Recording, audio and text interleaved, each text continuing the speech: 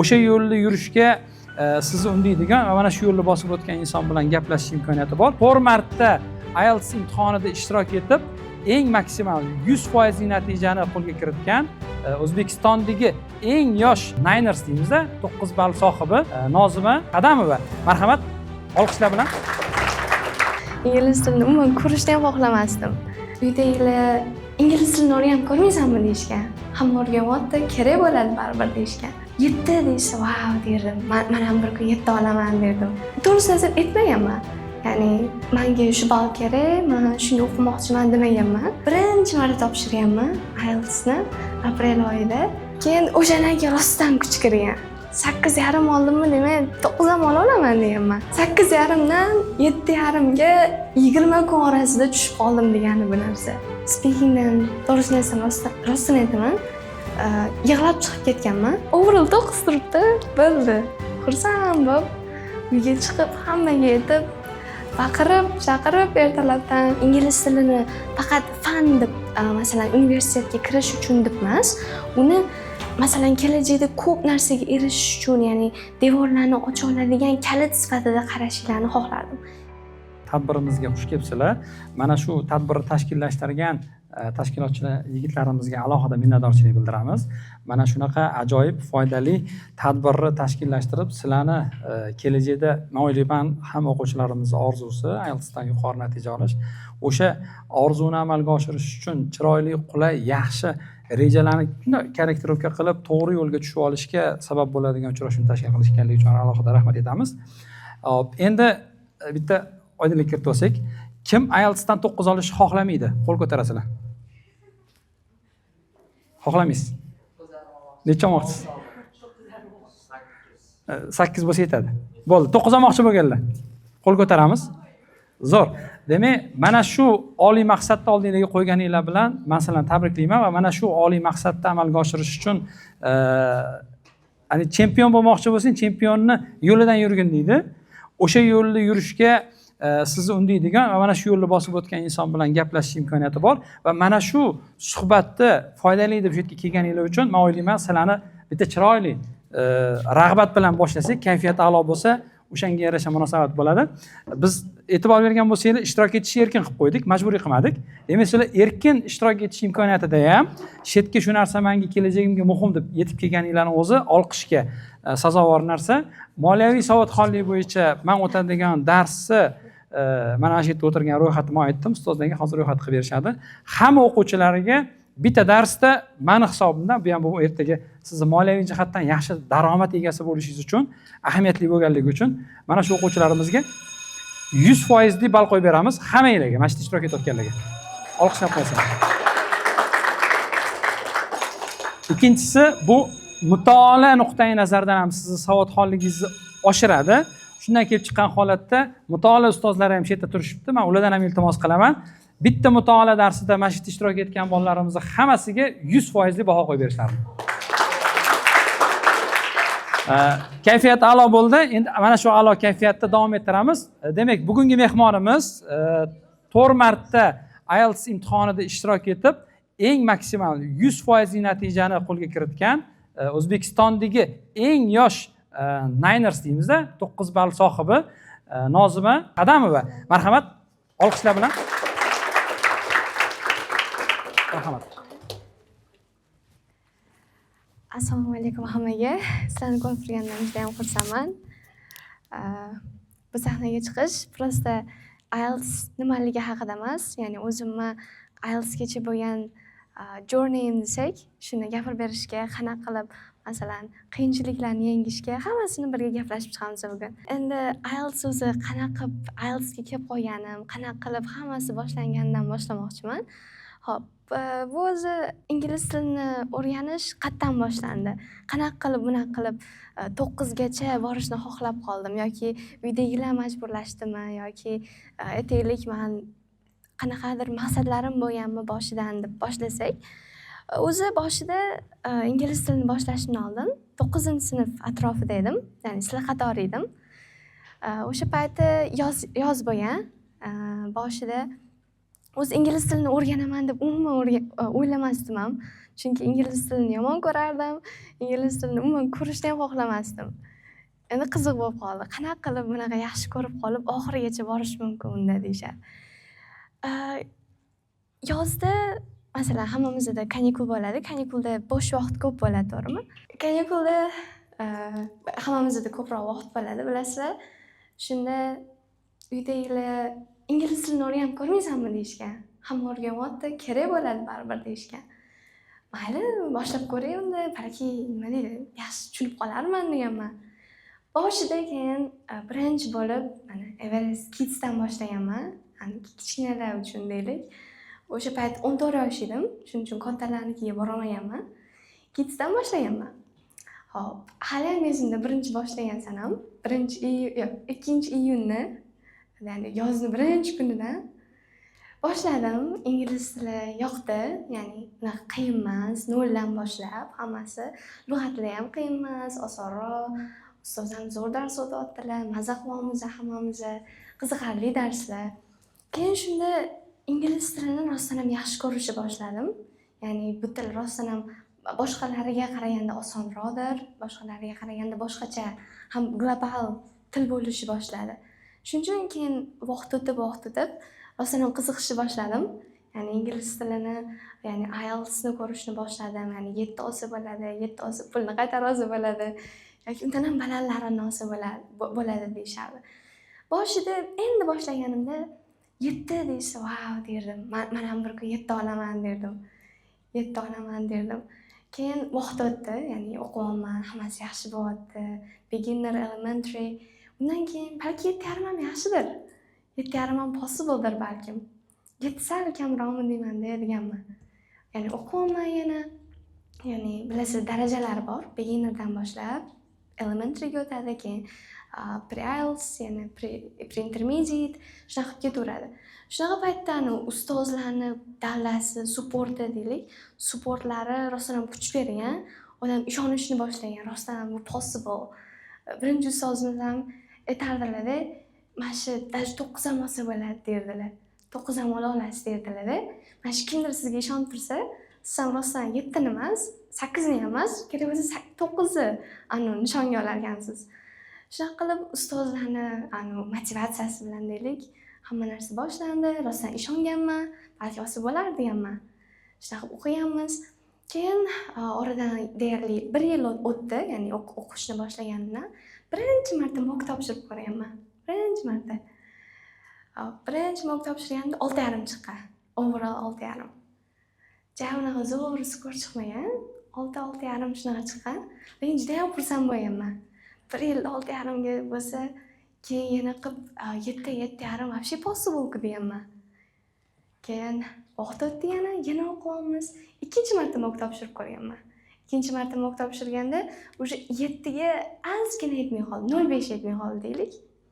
Keyin unaqa 0,5 yetmay qolsa, voy deysiz. Undan ko'plari ham possible-ku hali. Nega harakat qilmayapman deganman. Vaqtim bor bo'lsa, hamma narsa bor bo'lsa, yo'q deyishmayapti. Undan u yog'ini ham explore qilganman. Deylik, maqsad qilib qo'yganman. Lekin shu payt mana ikkinchi mock topshirganimdan keyin o'sha o'qituvchim o'zgargan, bilasizlar. Bu ham oddiy jarayon emas. Bir o'qituvchini o'zgarishi, ya'ni boshqa o'qituvchiga ko'nikish, ularning taktikalariga, boshqalariga. Lekin juda ham yaxshi bo'lib ketgan, ya'ni ikkinchi ustozimiz ham juda ham zo'r bo'lganlar. Nega u ustozga o'tishim kerak bo'lib qolgan? Chunki birinchi ustozimizda ketayotgan bo'lganlar, ishdan bo'shab. Shuning uchun men o'zimga bir yaxshi ustoz qidirganman. Onlayn. Keyin o'shanda birinchi marta Sirajiddin Malikovni topganman. Keyin onlaynda ularni kurslariga qatnashib ko'rganman. Ular ham ko'rganlar, o'zlari chaqirganlar boshida. Masalan, keling sizni o'qitaman deb. Lekin yo'q, men bu yerda o'qiyapman deganman. Ha, unda mayli, qolavering deganlar. Keyin u ustoz ketgandan keyin o'sha ikkinchi boyagi Sirajiddin Malikovga borganman.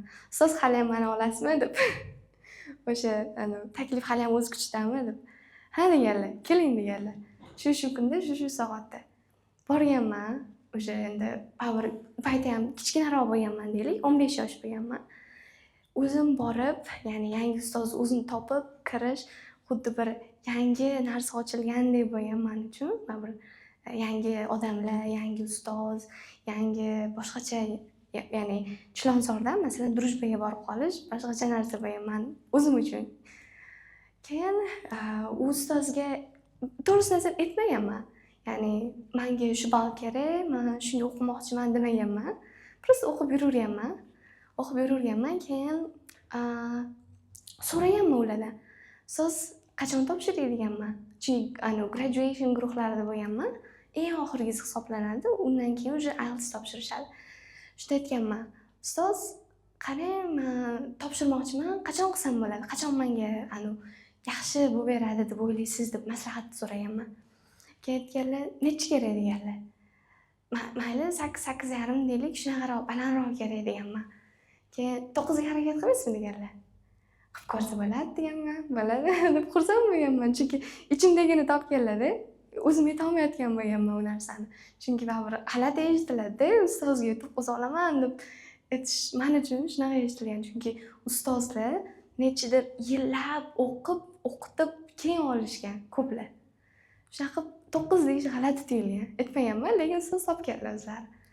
Shundan keyin aytaylik, ustoz aytdilar. Unda tayyorlanishni boshlaymiz deganlar. Yaxshilab biram. 7:30 emas, masalan 8 ga emas. Kerak bo'lsa 9 ga harakat qilamiz deganlar birga. Keyin shunaqa ertalab dars bo'lardi. Ertalab dars qo'yganlar 3 ta o'quvchiga 3 ta. U 3 ta o'quvchidan ikkitasini IELTS bor edi, eng qizig'i. Bittasida 8, bittasida 8.5. Menda hech narsa yo'q. Bir o'zim g'alati tuyuladi boshida, chunki ular bilan xuddi raqobatda osh bo'lib turolmaganman, chunki ularning IELTS bor, menda yo'q deb sal demotivatsiya bo'lardim. Lekin ustoz tayyorlanishni boshlab, o'sha birga o'qib ketganimizdan keyin ancha odam o'ziga kuch kirar ekan. Chunki o'rgatyaptilar hamma narsani, qilyapmiz, birga shug'ullanyapmiz ular bilan. Ularni masalan bilmaydigan joylarini ko'rasiz, siz bilmaydigan narsalaringiz bo'ladi. Birga exchange qilib, shunaqa qilib 3 oycha o'qiyamiz ertalab har kuni. Shunaqa qilib, keyin 3 oydan keyin birinchi marta topshirganman IELTSni aprel oyida. Aprelning 20-sanasida, hali ham esimda. Birinchi marta kirib chiqqanman. Ustoz aytganlar, mayli, birinchisi o'zi prosta kirib, masalan, qanaqa ekzamen bo'ladi, qanaqa qilib o'zi topshiriladi, qanaqa qilib masalan writing bo'ladi, speaking bo'ladi, ko'rib chiqishingiz uchun ham kirib chiqing deganlar. To'g'ri, endi birinchisidan 9 sal impossible roq. Prosta ko'rib chiqing o'zingiz uchun. Step by step, ketma-ket hamma narsa bo'ladi deganlar. Kirib chiqdim. Biroz hammasi yaxshi bo'lgan. Ya'ni juda ham qiyin narsa bo'lib ketmagan, juda ham oson narsa ham bo'lib ketmagan. Har doimgidek kirib chiqaman. Ertaga javob chiqqan. Javobini ochmoqmiz. Ustozim birinchi bo'lib ochgan o'zlari, men kirolmaganman. Keyin 8 turibdi. Overall 8 turibdi. Xursand bo'lganmiz juda ham, chunki writing ham 8 bo'lgani uchun ayniqsa, u qanaqa 8 edi? 8.5 ga 0.5 yetmay qolgandi. Voy deganman. Qarang ustoz 8 chiqdi, hali 8.5 dash 9 hamda possible deganman. Xursand bo'lib ketganmiz hammamiz. O'sha bir hafta dam olib, yana boshlaganmiz. O'shanda aytishgan lekin uydagilar, "8 ham yetadi-ku, bo'ldi. Nima qilasan? O'sha universitetlar oladi, kerak emas, bo'ldi, dam ol" deyishgan. Lekin men yo'q. Men oxirigacha borishim kerak. Ustoz ishonyapti. Ustoz ishonib menga o'qiyaptilar, o'qityaptilar. 3 ta o'quvchini atigi. Bizlar uchun hali yana guruh ochmoqchilar. Ya'ni aynan 9 ga harakat qilayotganlar uchun deb deganman. Keyin mayli deyishgan. Yana boshlangan hamma narsa. Bu yana ikkinchi guruh. Keyin shunaqa qilib yana o'qishni boshlaganmiz. Bu safar endi IELTS yo'qlar bilan emas. Bu safar endi IELTS bor, 8 borlar, 8.5 borlar bilan boshlangan bu safar. Bu safar endi sal qiyinroq bo'lgan, chunki yana 3 oy qattiq tayyorlanganmiz. Aytaylik, ustoz speaking qo'yardilar, boshqa narsa qo'yardilar, o'zlari ham kuchli bo'lgan. Keyin shunaqa qilib yana 3 oy o'tdi. Ikkinchi marta topshirganman. Xo'p, ikkinchisida hammasi boshqacharoq bo'lgan. ya'ni ikkinchisida 8,5 chiqqan rostdan. 8,5 chiqqan. Undan lekin уже 9 chiqmagan. Lekin baribir zo'r experience bo'lgan. Shunaqa. Hop. Men bu yil bitiraman. Esimga tushib ketdi. Hop. Shunaqa qilib ikkinchi marta ham topshirganman. 8,5 chiqqan. Keyin o'shandan keyin rostdan kuch kirgan. 8,5 oldimmi, demak 9 ham ola olaman deganman. Faqat yana bitta urinib ko'rishim kerak deganman. Keyin yana uydagilar aytishgan har doimgidek. Bo'ldi, yetadi. Ya'ni shunaqa sen ham, ya'ni 8,5 bo'lsa bo'ldi, 8 dan ham kuchli bu deyishgan. Umumiyda qancha vaqt o'qidingiz degan savol keladi. Ha. Yo'ldan boshlaganda. Ha. Umumiy bo'lib 2 yil 2 yoki 3 oy. Mana aytdim-ku 2023-yil yozda boshlaganman, yozning boshidan. Keyin mana shu yil 2025-yil mana avgust oyida oxirgi marta topshirdim. Shunaqa qilib oxirida mana shu chiqdi. 0 dan boshlaganman, 0 dan. Beginnerdan. Emizardan. Tubidan. Universitetga kirish niyatim bor.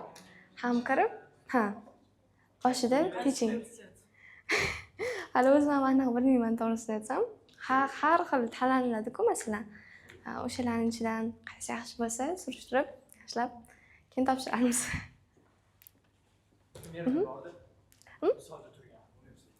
Misolda turganmi? Aytaylik,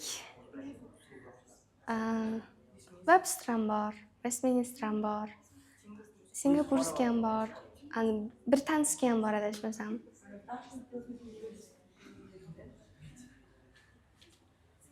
Qaysi scholarship bersa o'shanga topshiramiz. Qaysi maktab? 357. Ha. Keyingi maqsadlarim Xudo xolasa yaxshi teacher bo'lish. Teacher bo'lishdan keyin bu yog'ini hali endi o'ylab ko'raman. 8,5 ga kelgandik, ikkinchi marta olganimdan keyin. Boyagidek aytganimdek hali ham shu 8,5 chiqdi, juda ham xursand bo'ldik. Bu safar qanaqadir yana ham kuch kirdi deylik, motivatsiya bo'ldi deylik. 8,5 olgandan keyin уже boshqa narsa ham, ya'ni 9 ham yana ham possible bo'lib ketadi. Shunda juda ham xursand bo'lganmiz. Keyin yana uydagilar aytishgan, boya aytganimdek, bo'ldi, yetadi-ku.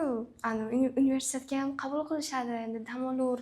Уже u yog'i menimcha o'xshamasa-chi deyishgan, ya'ni pul ketkazib, nima qilasan, ustozingni ham ovora qilib deyishgan. Yo'q, ustoz ishonyapti, qila olamiz deganman-da, yana boshlaganmiz. Yana boshlaganda bu safar endi guruh bo'lmagan. Faqat bitta o'zim bo'lganman.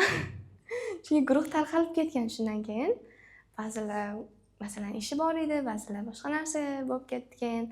Shunaqa qilib ustoz o'zimni tayyorlashni boshladilar. Masalan, har kun borardim Everestga.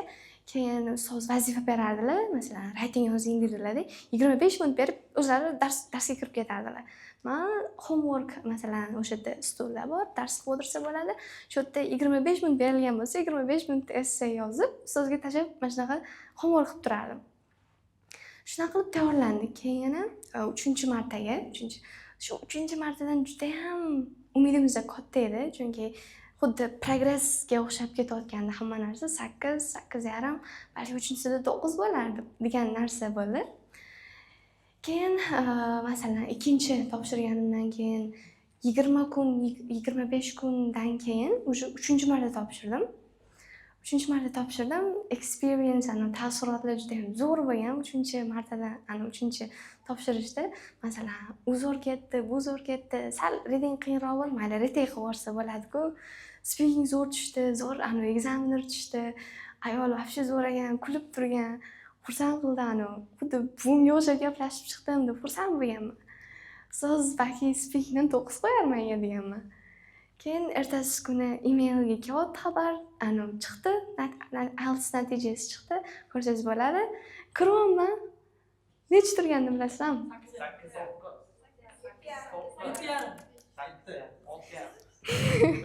8,5. 6,5 emas endi. 7,5. 8,5dan 7,5ga 20 kun orasida tushib qoldim degani bu narsa. bu 7,5 ko'rganda to'xtanglar, bu birovnikidir balki.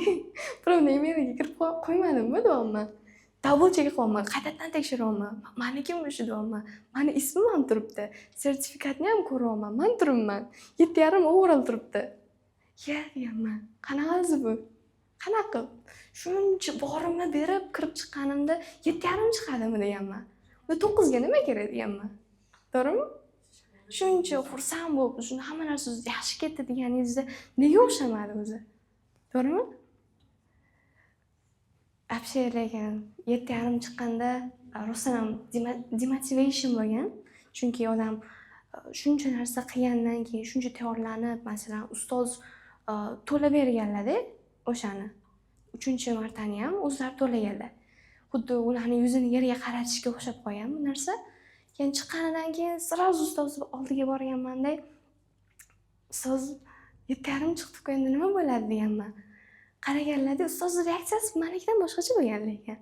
To'g'ri shokka tushganlar, lekin jala emas menga o'xshab. Qaraganlarda mayli, bo'p turadi deganlar. Bo'p turadi. Ba'zida bo'p turadi. Menda ham xuddi shunaqa bo'lgan deganlar. Deganmanki, o'zlarinigini aytib berganlar. Ularda ham xuddi shunaqa bo'lgan ekan. Masalan, 8,5 baland chiqib, masalan 9 ga ozgina qo'yganda, keyingi topshirganlarida bir slabiy 8 chiqqan ekan. 0,5 qaysidir tushib ketsa 7,5 bo'lib qoladigan deganlar. Undan keyin topshirganimda deganlar, 9 bo'lgan deganlar. Balki shunaqa bo'larmanda ham, balki birovni experience ularnikiga o'xshab balki bo'lar deb o'shanda umid paydo bo'lgan. Ya'ni shunaqa past chiqqandan keyin balki keyingisi yaxshiroq bo'lib qolar deganman. Lekin o'shanda 7,5 chiqqanda rostdan ham odam juda ham xafa bo'lib ketgan. Ya'ni shuncha qilsam o'xshamasa, balki kerak emasdir rostdan. Shuncha qilganlarim deganman. Yana pul sarflab o'xshamasa-chi. Yana shunaqa 7,5 8 bo'lib qolsa-chi deb rostdan odam xafa bo'lgan. Ya'ni qilgim ham kelmagan dars, speaking qilgim kelmagan, writing yozgim kelmagan, reading qilgim kelmagan masalan. Juda ham past chiqqan uchun. Lekin o'shanda ustoz aytganlar, bu narsa bo'lib turadi, ba'zida odatiy holat. Prosta shundan chiqib keta olsangiz, rostdan ham kuchli bo'lasiz, rostdan ham keyingilari possible deganlar. Ular ishonganlar yana. Oxirgi marta topshirib ko'rasizmi deganlar. Qaraganmanda, mayli oxirgi marta deyman, oxirgi nima chiqsa ham rozi bo'laman deyman. Rost chunki уже bu yoz tugayapti, men уже topshirishim kerak, boshqa fanni boshlashim kerak deylik. Yoz tugayapti, mayli oxirgi marta shu bilan nima chiqsa ham rozi bo'laman. Endi o'zim uchunki hech bo'lmaganda 8-8,5 olishim kerak deganman yana bir marta. O'zimga isbotlash uchun, meni bilimim 7,5 emasligini isbotlash uchun ham topshirmoqchi bo'lganman yana bir marta. Unisida keyin uydagilardan so'rash eng qiyin narsa bo'lgan. Qo'rqaman, hozir yo'q deyishadi deb o'ylaganman, aniq yo'q deyishadi deganman. Keyin telefon qilganman uydagilarga, shunaqa bo'ldi deb xafa bo'lib gapirganman. 7,5 meniki 7,5 emas bu deganman. Oxirgi marta, yana bir marta topshiring deganman. Balki o'xshab qolar degan gap ishlatmaganman. Bir marta, oxirgi marta 8,5 olishim kerak deganman. 9 emas, 8,5. Mayli deyishgan. O'sha payti rostdan xafa bo'lganimni ko'rib mayli deyishgan. Oxirgi marta deyishgan. Shundan keyin masalan avgust 15-chislolarida 3-marta topshirgan bo'lsam, rovna 10 kundan keyin 4-marta, oxirgi marta topshiryapman. Kirib chiqqanman, hech qanaqa xursandchilik bo'lmagan, ya'ni oson ketdi, zo'r ketdi, unaqa ketdi demaganman. Chunki rosa unaqa bo'lmagan. Keyin speaking ham kirib chiqqanman. Speakingdan to'g'risini aytsam, rostini aytaman, yig'lab chiqib ketganman. Chunki ekzamen juda ham qattiq qo'ldek tuyulgan, ya'ni juda ham sovg'inlari bilan qiynab, burchakka tiqadi deydi-ku. Shunaqa qilgandan keyin rostdan hozir bu yana 7,5 qo'yaveradi deganman. O'xshamaydi bu deganman, yana o'xshamadi-ya deganman. Chiqib ketganman shu bilan. O'zi ekzamendan keyin o'ylamaslikka harakat qilaman, nima bo'lganini. Shuni sizlarga maslahat beraman, agar topshirsanglar, umuman o'ylamanglar. Уже chiqib ketdinglar, bo'ldi, o'ylamaslik kerak. Ertasi kun keldi, keyin rezultat chiqdi. Rezultatni ochaman. Overall 8,5 turibdi endi. Overall 8,5 turibdi, writingdan 9 turibdi lekin. eng pasti reading bo'lib qolgan, 8 bo'lib qolgan. Keyin uni ko'rdik, ustozga darrov tashladim. Qarang ustoz, rating 9 chiqdi deganman. Ishonolmayapman, menikimi bu deb. Keyin speaking ham 8,5 chiqqan. Aytib qo'ying. Demak, ekzamenlar qattiq qo'l bo'lsa, sizga past qo'yadi degani emas, yoki siz bilan muloyim bo'lsa, baland ball qo'yadi degani ham emas ekan. Shunaqa ekan. Keyin o'zi o'ylagandim, masalan, readingni hozir 9 qilsa, overall 9 qilsa bo'ladi deganman. Keyin ustozga tashlaganman. Ustoz ko'rganlar, uchinchi topshirishingizdagi yomon motivatsiya bo'ldimi deyman. Nimadir bo'ldi shekilli, bu safar yomon qilibsiz deganlar ratingni. Keyin mana shu readingni retake qilamiz, nima chiqsa shu bo'ladi deganlar. 9 bo'lsa o'xshaydi, bo'lmasa mayli deganlar. Yoki dekabrda yoki umuman topshirmasman balki deganmiz. Keyin u reading retake'ga ham masalan bittasini qaytadan topshirsa bo'ladi. 2 kun tayyorlanganmiz, 2 kun. 25-da topshirgan bo'lsam, 26-da javob chiqdi, 29-da kirishim kerak yana reading uchun. Hop, 2 kun ustoz bilan o'zi ustozlarga kanikul beriladi avgustning oxirida, lekin ustoz kelib, men bilan reading ishlab, kechgacha birga ketganmiz. 2 kun shunaqa bo'lgan, keyin 3-kun masalan boyagi o'quv ekzamen topshiriladigan joyga borganmiz. U yerda ham menga reading yechtirganlar nechtadir marta. Lekin to'g'risini aytsam, mana shu nechtadir reading yechgan bo'lsam, hech qaysida bir 9 chiqmaganda, hammasida xato chiqaverardi. 2 ta xato, 3 ta xato, 4 ta xato. Qanaqa 9 olaman men readingdan deganman. Men uchun bu impossible deb tuyulgan 2 kunning o'zida. Qanaqa bo'lar ekan deganman. Ustoz yechtiryaptilar xato, yechtiryaptilar yana xato bor. Oxirida bir 4 ta savol berganlar readingdan. 4 ta savol to'g'ri chiqqan. O'sha 4 tasi to'g'ri chiqqaniga xursand bo'lib, ustoz ko'rdingizmi ana ekzamenda ham o'xshaydi deganlar-dek kirgizganlar. Kirib chiqqanman. Ustoz kutib turgan bo'lganlar chiqqanidan keyin qanaqa bo'ldi deganlar. Yaxshi, endi nasibda deganman. Hech narsa boshqa narsani ayta olmayapman.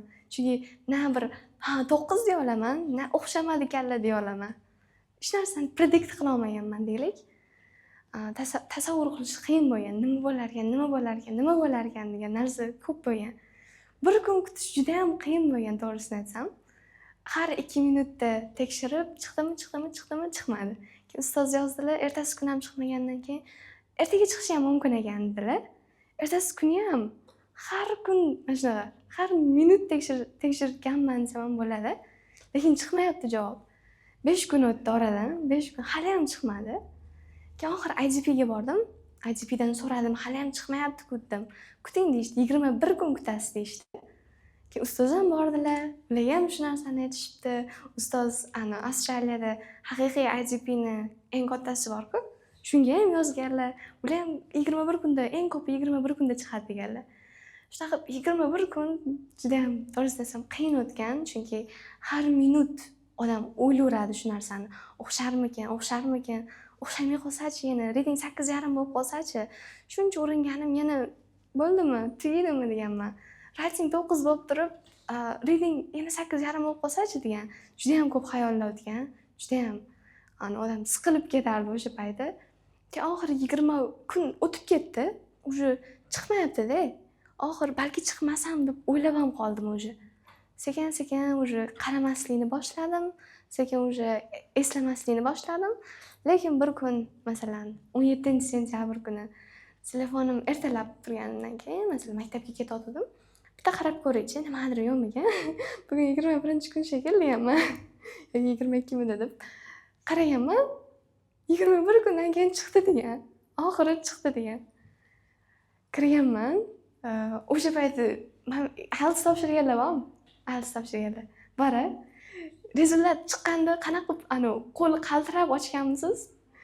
Qaltirab, shunaqa qaltiragan, ayniqsa bu safar o'xshadimi, nima bo'ldi ekan? Shunaqa qaltirab zo'ramdan bosganman. Boshqa sectionlariga qarash yo'q. Reading nima bo'ldi? 9 chiqdimi yo nima bo'ldi? Unga qarash yo'q. Overall 9 turibdi, bo'ldi. Xursand bo'lib, uyga chiqib, hammaga aytib, baqirib, chaqirib ertalabdan xursand bo'lib aytganman. rostdan lekin shuncha harakatingizdan keyin 9 masalan yoki 8:30 olish bu rostdan ham odamni quvontiradi. Boshqacha quvonch beradi, boshqacha shodlik beradi deylik. Shunaqa qilib 9 chiqdi. Shu bilan ustozga telefon qilganman masalan. Yana uxlayotgan bo'lganlar ertalab. Kimga aytishni bilmayman, portlagim kelyapti. Lekin hech kimga aytolmayapman. Kimgadir telefon qilishim g'alati ertalabdan. Aytolmayapman. Keyin maktabga bordim, maktabdagi ustozlarimga aytdim. Undan keyin Everestdagi ustozim telefon qildilar. Voy, o'xshabdi-ku Nozima dedilar. O'xshadi dedim ustoz. Rahmat dedim. Ustoz qaraydilar menga. Sizga rahmat dedilar. Yo'q, ustoz, sizga rahmat deyman.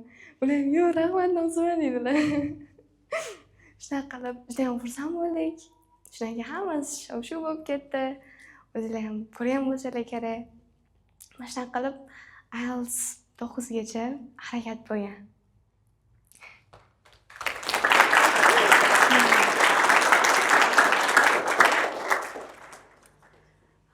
To'qqizgacha bo'lgan yo'l sizda qanaqa foydali odatlarni shakllantirishga yordam berdi? Hop. IELTS o'zi bu bilasizlar ingliz tili, to'g'rimi? Lekin men IELTS bu faqat ingliz tili emas degan bo'lardim. Bu dunyoqarashdan tashqari даже odamning o'ziga bo'lgan ishonch yoki ba'zi bir aytaylik skilllarini yaxshilab beradi. Masalan, men hozir aytayapman-ku, kutganman shuncha yoki mana shunaqa 7:30 chiqqandan keyin yana topshirishga kuch topilgan deyapman-ku. IELTS shunga majbur qilar ekan. Ya'ni faqat ingliz tilini o'rganib ketmadim. Ya'ni sabrli bo'lishni o'rgandim. Qanaqa qilib mana shunaqa 7:30 ni yiqilish deb olsak, yiqilishdan keyin turishni o'rgandim deylik. Qanaqa qilib kuch topib yana maqsad sari davom qilib oxirigacha borishni o'rgandim deylik. Men bilaman, boshqalarda ham xuddi shunaqa bo'ladi. Bu narsa har doim oson bo'lishi mumkin, lekin ko'pincha har doim qiyinchiliklar bo'ladi orada. Nimadir ne to ketib qoladi deylik. Shunaqa paytda maqsadingizga yaxshilab qarab, masalan, unga erishmaguncha harakat qilsangiz, siz rostdan ham shu maqsadga erishganingizni mevasini tatiysiz deydi-ku. Xuddi shunaqa. Shuning uchun bu IELTS faqat ingliz tili emas, bu odamning o'ziga bo'lgan ishonchi, sabrli bo'lishi yoki maqsadgacha intilishini, ya'ni kichkinaroq yoshdan shakllantiradi desam ham xato bo'lmaydi. Bemalol. Ya'ni siz ham maqsad qo'ying, unga erishmaguncha harakat qilsangiz, xudo xohlasa sizlarga ham o'xshaydi. IELTS test nima? IGP da. 3 marta IGP, 1 marta British Council. SAT topshirish niyatingiz bormi? Ha. Hozir matematika o'qiyapman. Yilning oxirida, masalan, o'quv yilining oxirigacha SAT topshirish niyat bor. Endi yana bitta. Shu 3-safar 7:30 chiqib qoldi. O'shanda eng past nima chiqdi? Eng pastimi? Sharmanda lekin. Writing chiqqan, writing. 7 chiqqan. Mana aytib o'ting. Listening 8, reading 7,5, writing 7, speaking 7,5. Writing eng past bo'lib qolgan. 9 olganingiz uchun bir nimadir berishganmi? Everest menga skidkalar qilib berishgan matematikani o'qishim uchun. Keyin podkastlarga chaqirishgan, yana tabriklashgan, jamoa bo'lib hammaliga tabriklashgan. Keyin hozir aniq esimda yo'q.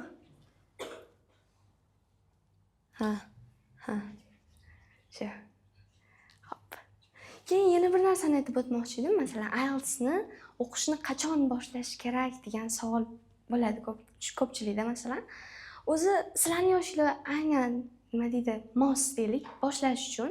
Chunki ingliz tilini faqat fan deb, masalan, universitetga kirish uchun deb emas, uni masalan kelajakda ko'p narsaga erishish uchun, ya'ni devorlarni ocha oladigan kalit sifatida qarashinglarni xohlardim. Ya'ni bu faqat universitetga topshirish uchun demaylik. Masalan, bu kerak bo'lsa, kelajakdagi ishga shu uchun kerak. Masalan, davlatlarga chiqish uchun ham kerak, sayohat qilish uchun kerak yoki o'zingizni masalan o'rganayotgan sohangizni yaxshilab uni nima deydi, detallarigacha o'rganish uchun ham kerak desam bo'lmaydi. Chunki ko'p informatsiya ingliz tilida bo'ladi. Shuning uchun ingliz tilini hammalarga maslahat berardim o'rganish uchun. Shundayki, qaysi yoshda? Aa, Qaysi darajada? Ko'pincha darajaga kelsa, masalan, intermediate darajadan upper intermediatemi, pre intermediatemi, ko'pincha shu vaqtda tayyor bo'ladi o'quvchi deylik, chunki ular o'sha levelga chiqib ancha mavzuni tushunishadi. Masalan, har xil mavzu berilsa, uni ideyasi nima haqida ketayotganini tushuna olishadi va javob qaytara olishadi. Xo'p. Chunki u paytda masalan sizdan savol so'rashsa, uni tushunasiz. Masalan, beginnerga bersangiz, ular ham tushunmasligi mumkin, ham javob ham qaytara olmasligi mumkin. Shuning uchun shunaqa paytda ancha lug'at yig'gandan keyin, grammatikalarni ancha o'rgangandan keyin boshlanilsa, ya'ni tushunib boshlanilsa, IELTS osonroq tuyuladi deb o'ylayman. Shunaqa payt ancha yaxshi. Men ham o'zim xuddi shu paytda boshlaganman. Masalan, pre-intermediate bo'lganimda o'sha IELTSni listening, masalan, reading partlaridan boshlaganman, speakinglarini ko'rishni boshlaganman, writinglari nima bo'lishini o'rganishni boshlaganman. Ungacha ingliz tilini o'zini kuchaytirib olsanglar, ancha sizlarga yordam bo'ladi. Ya'ni, masalan, listening eshityapsiz deylik, uni tushunishingiz oshadi. Ya'ni gaplarini tushuna olasiz bemalol yoki o'qiyotgan narsangizni tushuna olasiz. Masalan, beginnerga masalan listening berib qo'yganingizda foydasi yo'q-da. Chunki hali lug'at boylik yo'q, grammatika strukturani uncha bilmaydi masalan. Shuning uchun ancha ingliz tilini o'zini birinchi kuchaytirib olib, shu darajagacha keyin sekin boshlasanglar, u yog'i o'sha IELTSni o'zini o'rganish bilan ham, ya'ni tepaga chiqib ketadi.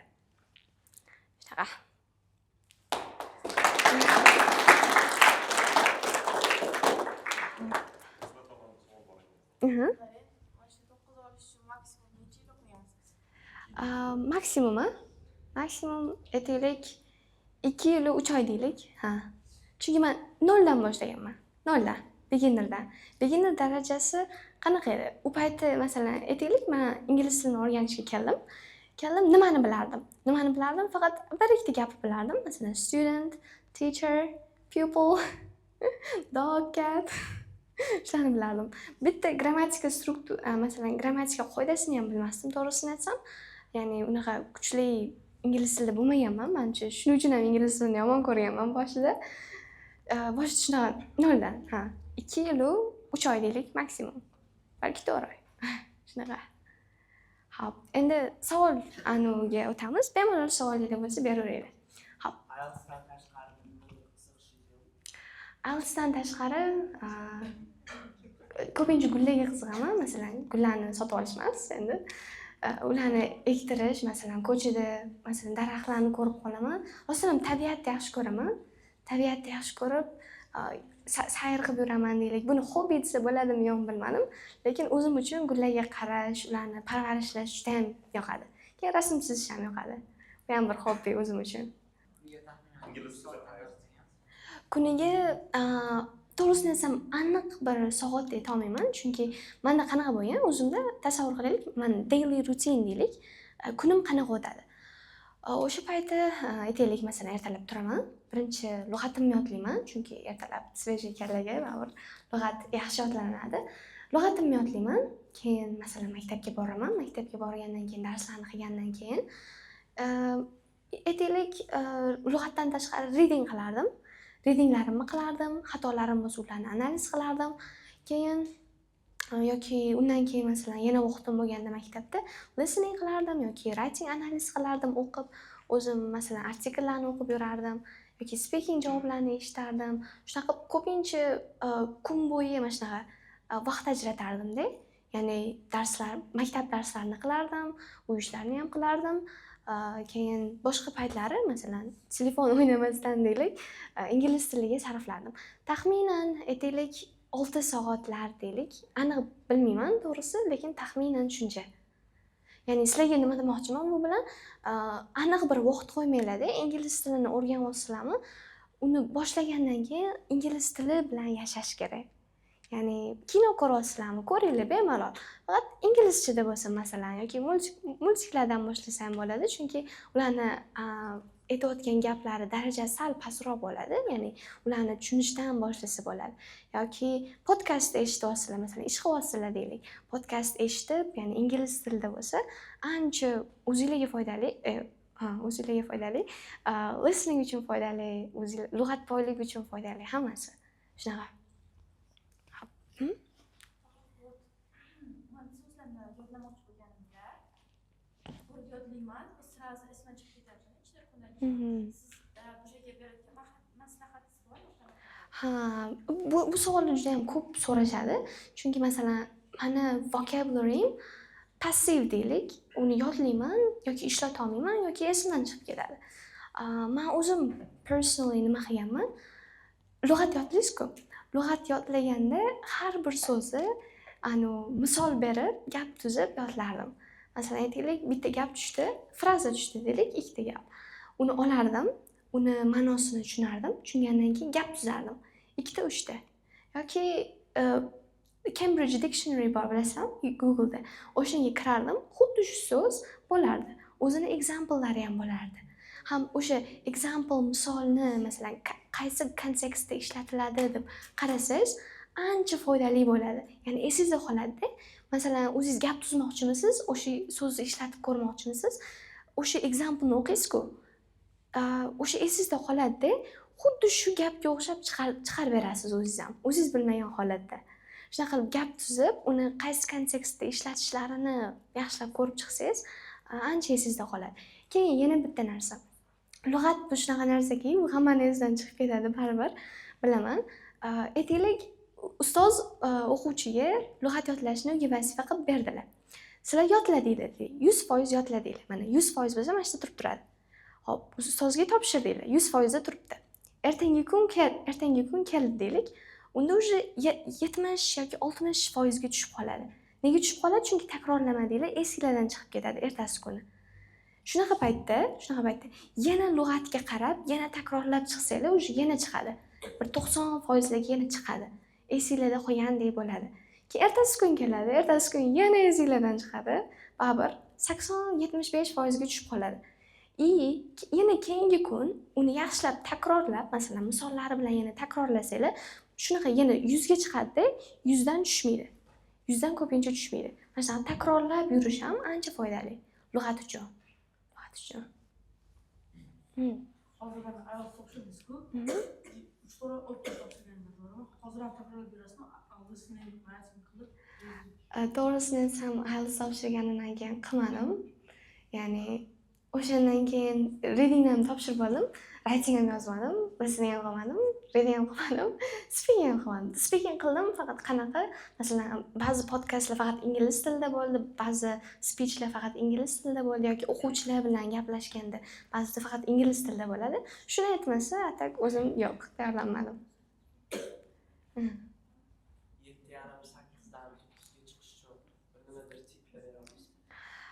7,5 bu 7,5 dan 9 gacha yo'l deylik, map deylik. Xo'p. Unda nima qilish kerak?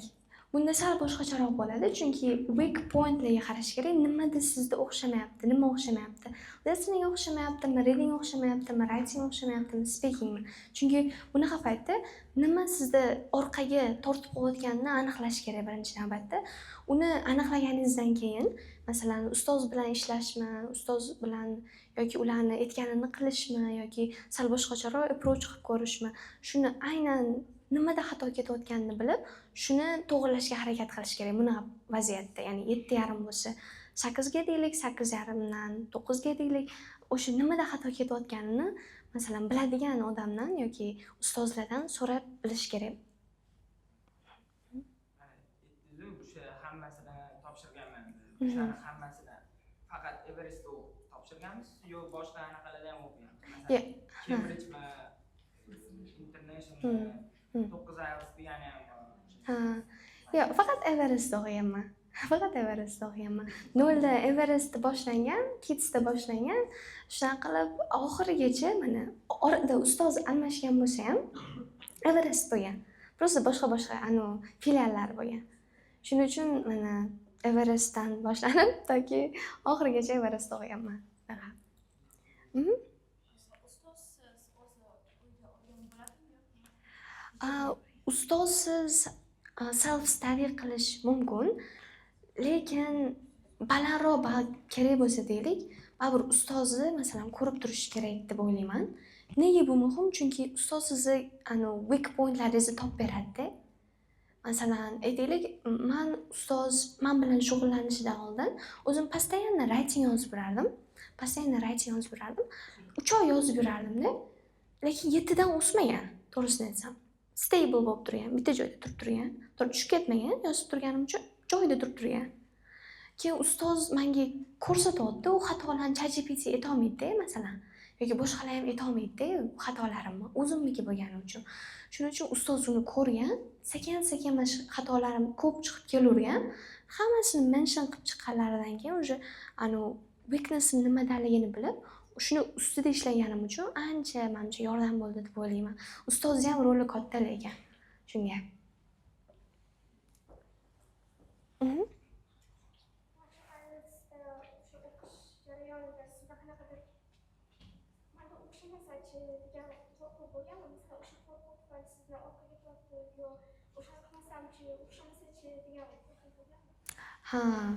Juda ham ko'p bo'lgan.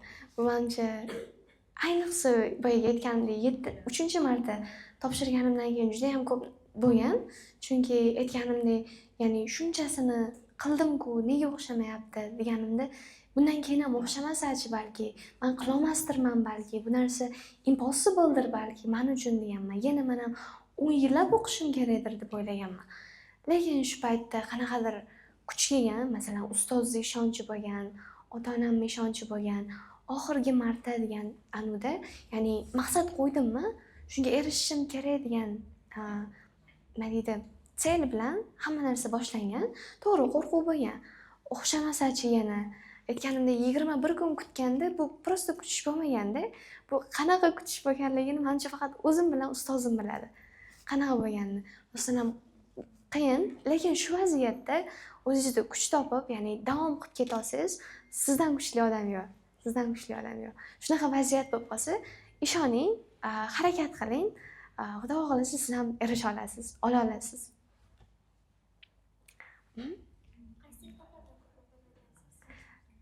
Qaytara olasizmi? Eshitmayapman. Kitoblarni ko'pincha Cambridge, chunki ular haqiqiy bo'lgani uchun, ya'ni imtihonda shunaqalari tushish ehtimoli katta bo'lgani uchun, ya'ni o'shandan ko'p foydalanardik. Masalan, One Skill Retake'da readingda ham topshirish uchun, masalan, veb-saytlardan olinmaganda, ustoz Cambridge kitoblaridan yechtirganlar, chunki mana shular haqiqiy, shunaqa stilda, shunaqa approachda savollar tushadi deganlar. Shuning uchun asosan Cambridgedan foydalanganman. Har kun bo'lgan yoki qaysi kun tashlab Mana shu savollar ham juda ham ko'p berishadi. Lekin boya aytganimdek, men tashlab qo'ymaganman. To'g'ri, orada 1 yil o'qiganimdan keyin 1 hafta dam olganman. Masalan, buvimni ko'rib kelishga borganman, 1 hafta dam olganman. Lekin boshqa paytlari yakshanba kuni ham deylik, ingliz tilini masalan har doim qilib borardim. Ya'ni to'xtatib qo'ymaganman. Chunki to'xtatib qo'yish, ko'p eshitganman, levelni tushirib yuboradi. O'rgangan narsangiz yana tushib ketaveradi. Yana o'rganasiz, to'xtatib qo'yasiz, yana tushib ketadi. Bu effektivni bo'lmaydi-da. Shuning uchun bir kunda nechidirlab 10 soatlab dars qilmasdan, masalan, har kun shuni taqsimlagan yaxshiroq deb o'ylayman. Chem boya aytganingizdek yana. IELTS o'qiganingizda boshqa fanlaringiz ham yaxshi bo'lganmi yoki faqat bor shu o'qishingizni IELTSga berganmi? To'g'risini aytsam, 10-sinfda darslarni ko'pchiligi takrorlash bo'lgan. Masalan, rus tilida, o'zbek tilida yoki boshqa fanlarda takrorlash bo'lardi. Shuning uchun ularga ko'p fokus qaratmaganman. Ya'ni darslarda o'tirardim, qilardim aytgan vazifalarini, lekin asosan ingliz tili bo'lgan. Ingliz tili bo'lgan. Hozirgi zamonda o'qishga qattiq tavsiya etasiz. Cambridge, Everest, Information.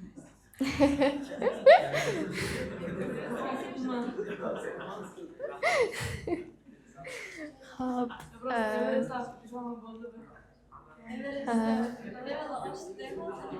Shunaqa. Hop. Siz men aytgan bo'lardim, lekin birinchi navbatda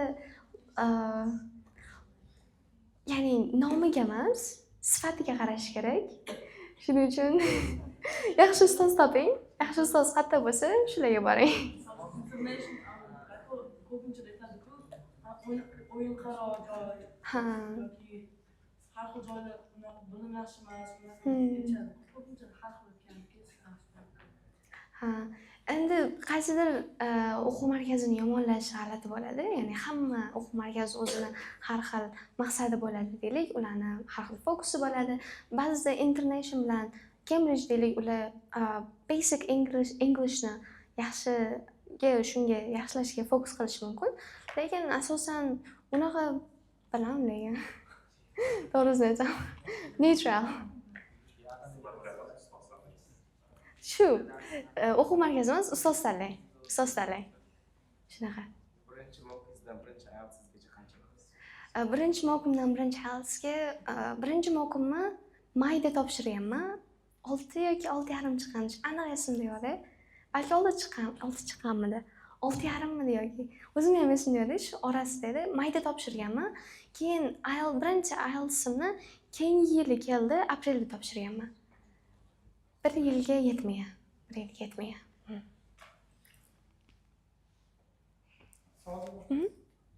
Bemalol. Ko'chirishmi? Yo'q.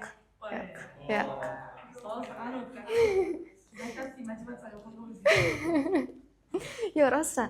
Chunki bir tarafdan ota-onam shuncha narsaga pul berishyapti, masalan, to'lab berishyapti. Ko'pincha oyim to'lardilar. Oyim shuncha ikkita ishda ishlardilar, hozir ham ishlaydilar. Ularni shuncha mehnat qilayotganlarini ko'rib, hozir men ko'chirsam nima olaman? Menga bu foydali emas-ku. O'zimga nimadir bo'lib qolmaydi-ku, to'g'rimi, ko'chirsam. Hozir qaytanga faqat ota-onam shuncha pul to'lashyapti, harakat qilishyapti. Men hozir ko'chirsam nima bo'ladi? Ular baribir o'xshamaydi-ku ertaga-ku. Mayli, bir kun ko'chiraman, 2 kun ko'chiraman, lekin baribir ekzamenga kirganda haqiqiy true color chiqib keladi dedi-ku. O'xshamaydi-ku.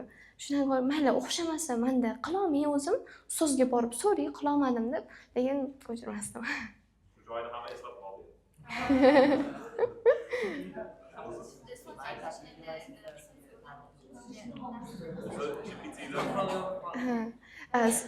Savol berdilar.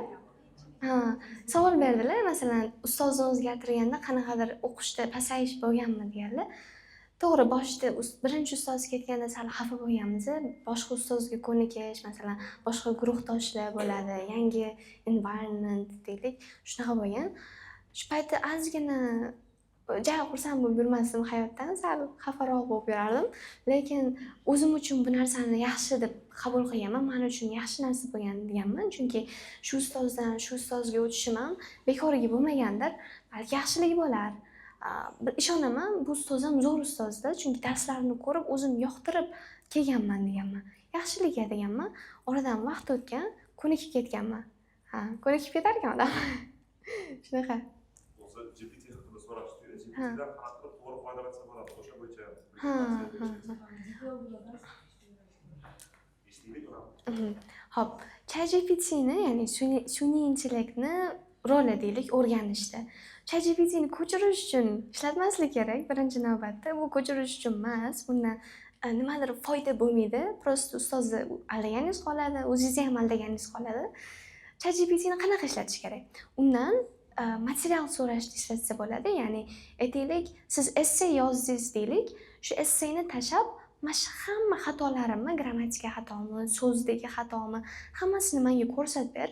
Menga oxirida qanaqa buni yaxshilasam bo'ladi yoki buni zo'r yaxshilangan variantini ko'rsatib ber deb yozardim men o'zim.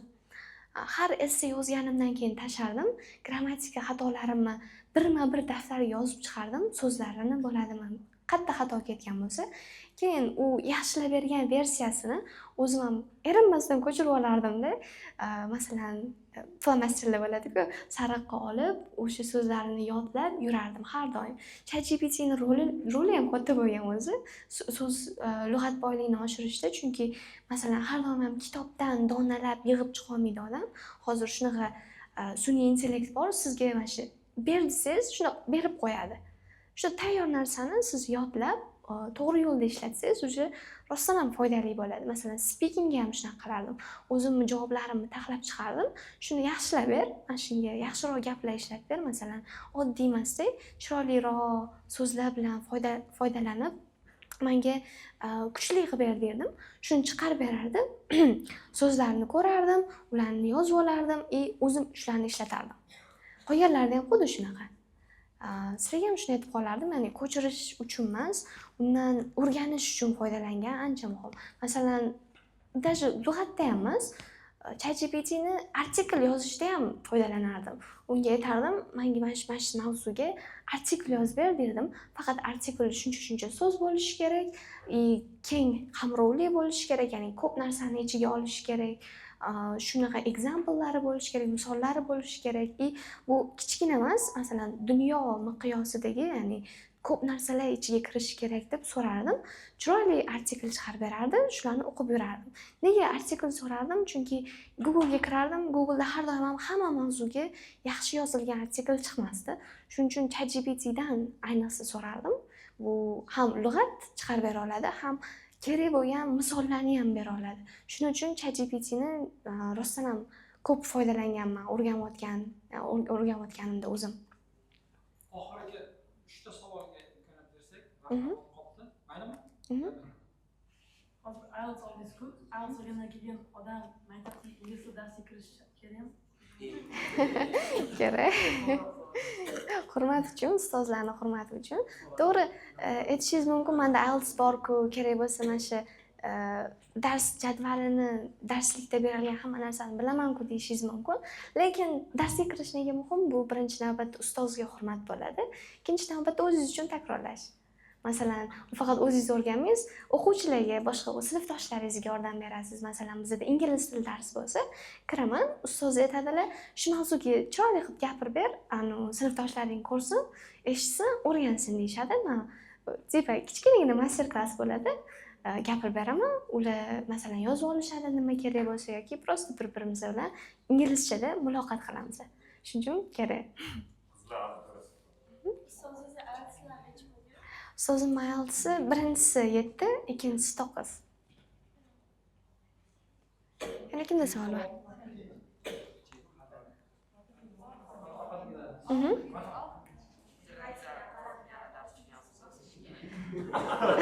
Paralel javob berish kerak. Men ko'p bitta savol beraman.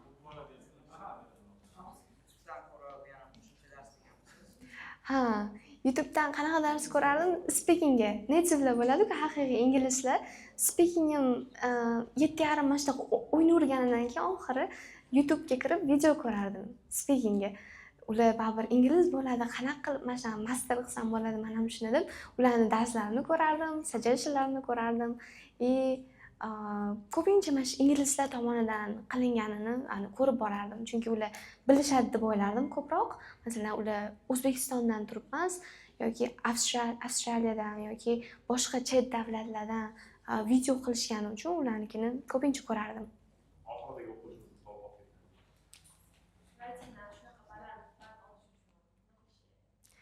Birinchi navbatda reytingni sevish kerak, reytingni yaxshi ko'rish kerak, chunki men o'zim insho yozishni deylik, juda ham yaxshi ko'raman.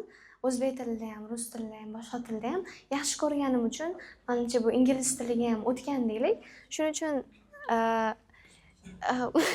undan tashqari yaxshi ko'rganimdan keyin, masalan, ko'pincha o'zim yozardim, yozib artikl o'qirdim. Chunki artikl o'qisangiz, siz dunyoqarashingizni ham kengaytirasiz, ham boshqacha ko'p o'qisangiz, insho yozish oson bo'ladi. Shuning uchun o'qish bilan yozish почти bir xil deyishadi. O'zimda ko'p sezganman, masalan, aytaylik, artikl o'qimay qo'ydim deylik, esse yozmoqchiman. Bunaqa vaziyatda esse chiroyli chiqmaganini bilib turaman. Bunaqa yoqmay chiqadi. Ko'proq artikl o'qib, masalan, har xil o'sha mavzu haqida o'rganib, keyin yozsam, rostdan ham o'zim qoniqib, chiroyli essay chiqqandek o'zimga tuyuladi. Shuning uchun writingda ko'pincha o'qish va rostdan ham qiziqish bo'lishi kerak deb o'ylayman. Masalan, ko'p o'quvchilar aytadi, "Men writingga uncha qiziqmayman, uncha yozgim kelmaydi" deyshadi. Shuni aytishni o'zi writingni pasaytiradi. Chunki xohlamasdan qilingan ish bilan xohlab qilingan ishni farqi bo'ladi. Shuning uchun Rahmat. Bemalol rahmat. Bo'chib qoldi shekilli. Zaratigan. Demak, savol bormi? Hozir yakunlasak yo'dmaysizlarmi yo bittadan savol beramizmi? Xo'p, boya bitta savol berildi. Shu savolga men qisman javob berib ketishga harakat qilaman. Ya'ni savolingiz aytdingizki, qaysi o'quv markazida o'qigan yaxshi? Bu eng yaxshi kitob tavsiya qiling degan savolga o'xshaydi. Eng yaxshi kitob qaysi kitob kim biladi? Ha? Eng yaxshi kitob. Mana shu zo'r javob. Ya'ni eng yaxshi kitob sizga foyda berayotgan kitob. Foyda bermayotgan kitob sizning kitobingiz emas-da. Eng yaxshi o'quv markazi ham sizga foyda berayotgan markaz. Agar bordingiz, foyda olayotgan bo'lsangiz, demak o'sha yerda o'qish kerak. Agar foyda olmayotgan bo'lsangiz, boshqa yoqqa borish kerak. Endi 2-3 ta markazda yurdingiz, o'qituvchi almashtirdingiz, markaz almashtirdingiz, natija bo'lmayotgan bo'lsa, demak siz o'zingizni fikrlashingizni o'zgartirishingiz kerak. Tushuntira oldimmi? O'shanda to'g'ri bo'ladi. Asosiy maqsad qayerda o'qish emas, natija qilish. Natija olgan bo'lsangiz, eng zo'r tanlovdasiz. Qayerda bo'lishini umuman ahamiyati yo'q. Va Labek. Yana bitta qo'shimcha qilmoqchiman. Odam bo'lsa ishtoq bo'lishi kerak. Ishtoq bo'lsa u qattiq joy. Xuddi shunaqa, to'g'ri. Va yana bitta qo'shimcha qilib ketadigan asosiy jihatim borki, xabaringlar bormi yo'qmi? Natija nuqtai nazaridan 9 IELTS olish holati 1% ga ham yetib bormaydi butun dunyo bo'yicha. Va bu o'ta ham noyob natija o'z aslini olganda. Mana shu natija bilan biz Nozimani tabriklaymiz yana bir bor.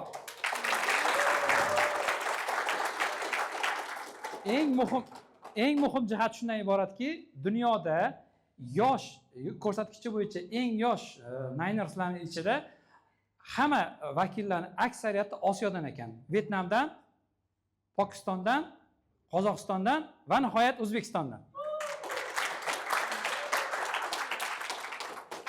Eng muhim jihat shundan iboratki, sizlar mana shu rekordni yangilash imkoniyatiga egasizlar. Boya savol berdilar. Usmon, siz berdingizmi savolni? Sizga mukofot bo'ldimi deb. Xabaringlar bo'lsa kerak, xalqaro olimpiadalarda, milliy olimpiadalarda ishtirok etib natija qilgan o'quvchilar uchun 5 million so'mdan 250 million so'mgacha Jahon School mukofot e'lon qilgan edi. Xabaringlar bor-a? Xuddi shunaqa yangilik xudo xolasa tez orada e'lon qilinadi. IELTSdan, SATdan va milliy sertifikat sifrlardan yuqori natija qilgan o'quvchilarga mukofot tarzidagi rag'bat xudo xolasa Jahon Schoolda bo'ladi.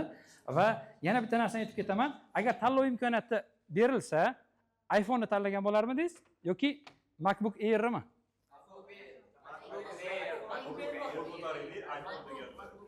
Kim nimani tanlagan bo'lardi? MacBookmi?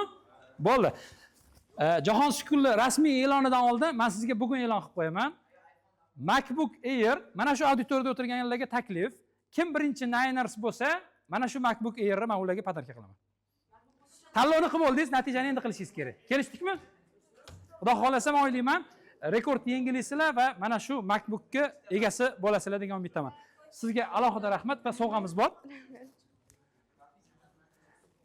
Vaqt ajratib kelganingiz uchun rahmat kattakon va arzimas bo'lsa ham sovg'amiz. Yo'dmasanglar sahnaga chiqib baravar rasmga tushsak. Marhamat. Hamma. Xohlasangiz pastda qulayroq bo'lgan joyda rasmga hamma baravar.